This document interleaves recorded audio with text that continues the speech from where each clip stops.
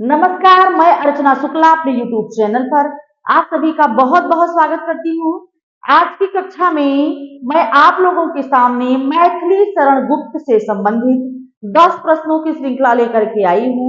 आज के प्रश्न बहुत ही महत्वपूर्ण है। आज की कक्षा बहुत महत्वपूर्ण है। सिर्फ मैथिली शरण गुप्त पर ही चर्चा होगी 10 प्रश्नों को लेकर के, और ये बहुत ही महत्वपूर्ण प्रश्न है।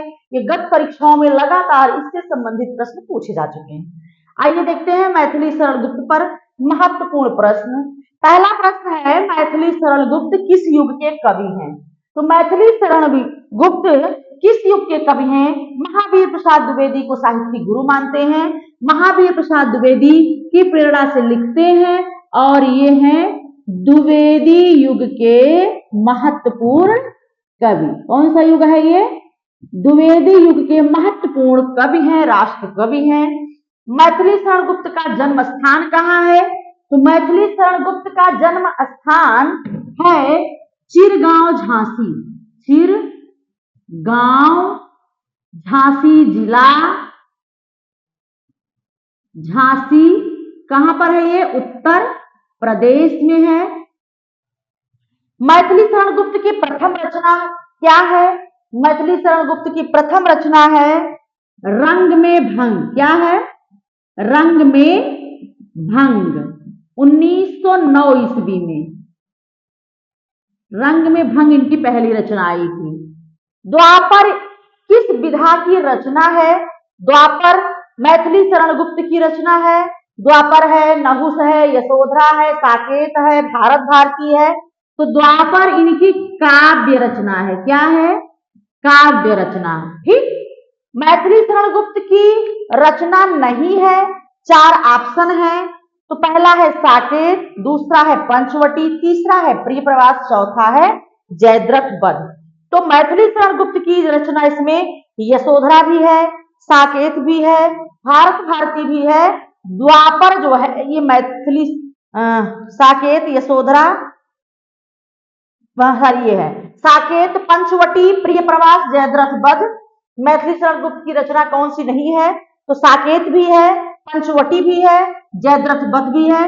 प्रिय प्रवास मैथिली शरण गुप्त की ना होकर के अयोध्या प्रसाद उपाध्याय हरिऔध की रचना है। खड़ी बोली का प्रथम महाकाव्य है। अगला है, गुप्त जी को किस काव्य पर राष्ट्र कवि होने का गौरव प्राप्त हुआ? तो राष्ट्र कवि होने का गौरव मैथिली शरण गुप्त को यशोधरा, साकेत, द्वापर, भारत भारती, 4 ऑप्शन है, जिसमें कि इन्हें राष्ट्र कवि होने का गौरव भारत भारती पर प्राप्त हुआ। 7वां है, गुप्त जी को किस रचना पर मंगला प्रसाद पारितोषिक मिला?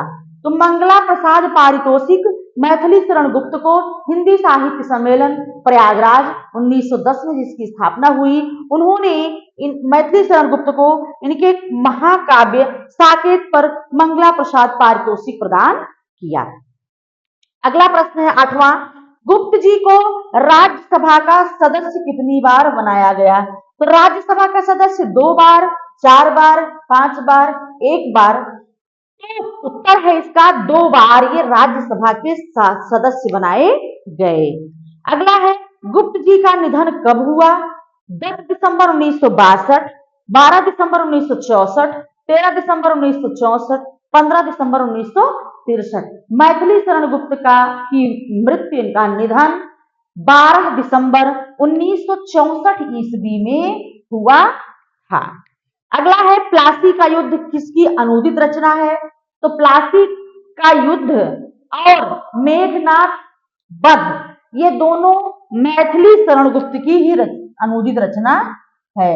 आप उत्तर होगा मैथिली शरण गुप्त।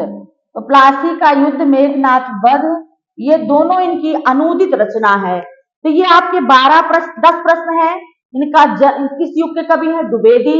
इनका जन्म स्थान चिरगांव, झांसी। पहली रचना है इनकी रंग में भंग। द्वापर किस विधा की है? तो काव्य है। मैथिली शरण गुप्त की रचना नहीं है तो प्रिय प्रवास है। गुप्त जी को किस काव्य पर राष्ट्र कवि का गौरव प्राप्त हुआ? भारत भारती पर। मंगला प्रसाद पारितोषिक सम्मान मिला साकेत पर। गुप्त जी को राज्यसभा का सदस्य कितनी बार बनाया गया? 2 बार। गुप्त जी का निधन कब हुआ? 12 दिसंबर 1964 में, और प्लासी का युद्ध इनकी अनूदित रचना है। ये आपके 10 प्रश्न सिर्फ मैथिली शरण गुप्त पर ही आधारित है, और आप लोग इसको 2 बार 3 बार अच्छे से देख लीजिए, तैयार कर लीजिए। ये प्रश्न आपके लिए बहुत ही उपयोगी है हर परीक्षा के दृष्टिकोण से। आगे हम आपको फिर से कुछ नया ही लेकर के आपके सामने हम प्रस्तुत होंगे। आज की कक्षा में इतना ही। कक्षा आपको पसंद आई हो तो चैनल को शेयर जरूर करें। धन्यवाद।